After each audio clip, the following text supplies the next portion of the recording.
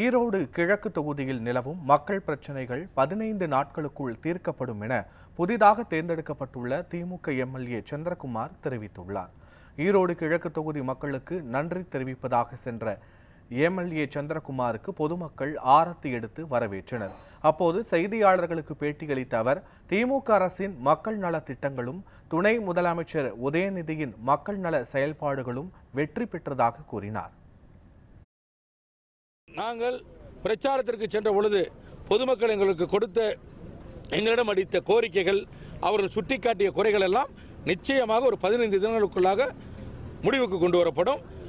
Long process, அதாவது அதிக நாட்கள் வேண்டதுக்கு அது வேலை அந்த செய்கிறதுக்கு அப்படிங்கிறது மட்டும்தான் காலதாமதமாகவே ஒழிய உடனடியாக செய்யக்கூடிய பிரச்சனைகள் அத்தனையுமே ஒரு 15 தினங்களுக்குள்ளாக முடிவுக்கு கொண்டு வரப்படும்.